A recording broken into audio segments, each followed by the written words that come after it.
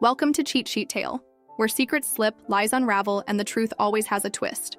Real stories, raw confessions, and shocking betrayals. Drop a comment if you've ever caught a red flag too late. Now, let's get into today's tale. My stepfather took over my late mom's estate saying, "You get nothing." She wanted it this way when I smiled and said, "Are you sure about that?" He scoffed. But when the judge unsealed a certain document, his face turned ghostly pale. I never imagined that the death of my mother would lead to a battle over her estate. But when my stepfather declared that I would receive nothing, claiming it was my mother's wish, I knew something was amiss. What followed was a journey through grief, betrayal, and ultimately, justice. My mother passed away, unexpectedly in her sleep. She was 62, healthy and full of life. The news shattered me. I was her only child, and we were incredibly close. Her husband, my stepfather, seemed devastated at first, but soon his demeanor changed. A week after the funeral, my stepfather called me to his house. He sat me down and without much emotion said, "Your mother left Eve, Jesse. Thing to me, she wanted it that way, you get nothing." I was stunned. I knew my mother would never do that. We'd discussed her will multiple times. She had always assured me that I would be taken care of. I asked to see the will, but he refused. He claimed it was private and that I should respect my mother's wishes. Something didn't sit right with me. I decided to consult a lawyer. We began the process of contesting the wills, suspecting foul play through legal channels. We discovered that a new will had been filed just 2 weeks before my mother's death. In it, Eve, Jesse thing was left to my stepfather. This contradicted the previous will where I was the prima Jesse beneficia Jesse. We suspected that the new will was forged or signed under duress. My lawyer filed a petition to have the will examined. The case went to probate court. My stepfather hired a high-powered attorney and tried to intimidate me into dropping the case, but I was determined to uncover the truth. During the proceedings, handwriting experts testified that the signature on the new will did not match my mother's. Additionally, witnesses came forward stating that my mother had expressed concerns about my stepfather's behavior. In the weeks leading up to her death, the turning point came when the judge ordered the unsealing of a safety deposit box registered in my mother's name. Inside, we found a handwritten letter from my mother, dated a month before her death. In it, she expressed fear that her husband was pressuring her to change her will and that she wanted her original will to stand. She also included a copy of the original will, leaving Eve, Jesse thing to me. With this new evidence, the judge ruled that the most recent will was invalid due to undue influence and possible forged. Jesse, the original will was reinstated, and I was declared the rightful heir to my mother's estate. My stepfather's actions were referred to the district attorney for potential criminal charges. My stepfather faced charges for fraud and forge. Jesse, he eventually accepted a plea deal, resulting in probation and restitution payments. I took control of my mother's estate and ensured her legacy was honored. The experience taught me the importance of standing up for what's right, even in the face of adversity. After the court ruling, I moved into Mom's house. My house now, it felt hollow, like she had just left to run errands and forgot to come back. Her scent was still on the pillows. Her slippers were still under the bed. But the silence didn't last long. A few days after I settled in, strange things started happening. Mail that wasn't mine showed up. Items went missing. Small things at first, a necklace I had stored in her jewel Jesse box, a pair of my shoes. Then one night I came home and the back door was slightly open. I checked Eve, Jesse room. Eve, Jesse closet. Nothing, but someone had been there. A week later, got a call from a real estate agent. She sounded confused. "Hi, this is Carla from Homestar. Really, just confirming, are you still going ahead with the sale?" I was caught off guard. "What sale?" "The house," she said. "Your stepfather signed papers last month saying the house would be listed. As soon as the estate cleared, probate had tried to sell my mother's house before the case was even over. I asked for the documents. She emailed them over, and there it was, his signature, claiming power over the property. He'd even listed it at a cheap price, likely hoping to get a fast cash buyer before anyone noticed. I didn't feel safe. I installed cameras in and around the house. That's when I saw it 2 nights later at 2:46 a.m. He showed up. My stepfather keys still worked. He walked straight in, like he owned the place. Went through the kitchen, the drawers, even the pant Jesse he took. Nothing, just looked around like he was checking if I was there. Then he left. I called the cops, showed them the footage. Since he hadn't taken anything, they just gave me advice, change the locks, get a restraining order. I did both, and then I decided to dig deeper. My mom was on medication for arthritis and blood pressure. She also had mild anxiety, nothing fatal. She had a nurse visit Ev Jesse other week. I called the nurse. She hesitated at first, but then she said something that shook me. She told me she didn't feel safe anymore, that someone was giving her the wrong pills. What do you mean? She said her bottles were being swapped, that she felt strange, drowsy out of it. I told her to speak to her doctor directly. I never heard from her after. That I couldn't breathe was her death. Not natural. I requested a second autopsy. That wasn't easy. It had been over a month since she passed, but we had enough suspicion now enough to petition the court. A week later, the coroner's office called there were elevated levels of zolpidem in her system. They said a sleep medication high enough to be dangerous. She wasn't prescribed. That this wasn't grief anymore, this was criminal. Then came the second twist. My lawyer received a subpoena from a woman named Lena. She claimed she was my stepfather's girlfriend, not ex-current.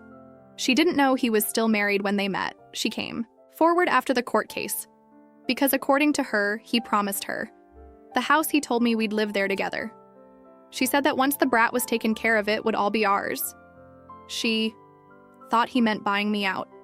She didn't realize he meant something else entirely. She agreed to testify. I met him only last time at the police station. They called him in for questioning.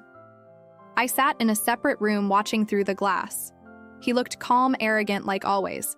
But when they showed him the nurse's testimony, the autopsy report, the footage of him breaking in, and the letter from Mom in the deposit box, his face changed. He didn't speak for 5 minutes, just stared at the table. They asked him one question. Did you switch her pills? No. Answer. Did you pressure her to rewrite? There was still nothing. That silence was louder than a confession. He hasn't been charged yet. Not officially. But the investigation is open and it's serious. I don't know where this is going. I'm scared. I've seen what he's capable of. Hetreed. To erase me, pretend I didn't exist. Turn my mother's death into a payday. And now I live in her house knowing the man who used to sit at this table might have killed her. This Stowe Jesse isn't over. Not by a long shot. It had been about 2 weeks since the police questioning. I thought things might start to slow down. I was wrong. I was going through some old boxes in the attic, mostly junk. But then I found an old metal file box. It had one of those flimsy combo locks. The code was Mom's birthday, I guessed. I had on the second T. Jesse. Inside were receipts, some old tax documents, and a letter addressed home. The envelope had my name in her handwriting. The ink was shaky, like she was struggling to write it. I'm scared, and it began. If you're reading this, it means I didn't get to tell you, Eve Jesse. Things she went on to describe how things had changed after they got married. How he got pushier, controlling. She even mentioned that some of her prescriptions were going missing, and that when she brought it up to him, he told her she was forgetting things and that she needed tourist more. Then she wrote something that made my blood run cold. If anything happens to me, check the bank records. There's more going on than just the Willie. Got my lawyer and pulled the bank statements. From the last 6 months of her life, there were cash withdrawals, big cash ones, thousands at a time. And they all happened when she was supposedly homesick or resting. Some of them were from ATMs, hours away. One was in Reno, Nevada, another in Vegas. She never went to either place. Then we found a wire transfer, $75,000 to a name we didn't recognize. Victor. We ran a check. He wasn't some random guy. He was an ex-con, fraud, identity theft, money laundering. Guess who he was connected to? Yep. My stepfather. Turns out my stepfather had more secrets than I imagined. Lena, the girlfriend, called me again. This time she was Jesseing. He told me he needed the money for a business deal. He said his wife was sick and he needed to move funds quickly. I didn't know what it meant. I thought she knew. He had told her mom was helping him move the money. He painted himself as some victim of red tape and bad luck. Meanwhile, he was draining her accounts. And it wasn't just own woman. He had a pattern, 3 women. Same setup, older, usually widows, some inheritance or property. He'd worm and charm Mar Jesse fast. And then things would go wrong. Only this time, it didn't go toppling, because I fought back. I got a message on Facebook from someone I didn't know. An older guy named Jesse said he used to date my mom before she married my stepfather. We met for coffee. I was suspicious, but curious. Jesse dropped a bomb on me. He used to show up at her work, would stare through the windows. I told her the guy gave me a bad vibe. Then suddenly she said she was engaged to him out of nowhere. I asked if she ever seemed scared. She said something strange, that she was tired of fighting him, that maybe it was easier to just say yes. I sat there holding my coffee like it was going to study me. Ray had no reason to lie, he had moved on with his life, but he still remembered the way she changed after the engagement. I started to realize maybe this didn't start with a bad marriage, maybe it started before, that maybe he targeted her the day after. I spoke with Jesse. I got a note, no. Envelope, just a scrap of paper shoved into the crack. Of my front door it said, "Drop it, you're not ready for what you'll find next." That was it. No name, no signature. But I knew he was scared, which meant I was getting close. The warning note only made me dig harder. I wasn't about to stop. Now I took a few days off. Work started spending my time going through old photos, files, anything that could lead somewhere. That's when I noticed something in a photo album. My mom kept hidden at the back of her closet. There was an old picture of a young man with slipped back hair standing beside a familiar car. I flipped it over the back, read Dallas, 1989. Max were my stepfather's initials. But he told Eve Jesse Wynn he'd never been to Texas. I hired a private investigator. The man traced Max to an alias used in Dallas back in the late 80s. A man accused but never convicted of Jesseing to scam a wealthy widow out of her money. She ended up in a mental health facility. No one pressed charges. He had changed his name and moved on over the years. He repeated the same pattern, lure, control, erase. But now finally someone was following the breadcrumbs. I made a big mistake too in my anger. I sent the photo and our findings directly to him. No lawyer, no police, just me being emotional and impulsive. I wanted to see if he'd crack instead. He vanished. He disappeared that same night. His girlfriend Tara said she hadn't heard from him. Police tracked his last location to a motel in Oregon. But when they got there, he was gone. Car left behind, phone in the trash. He ran. It thought I'd lost him. And part of me thought I'd never get closure. But then karma decided it had a better plan. 3 weeks later, I got a call from a detective in Reno. They'd found him not alive.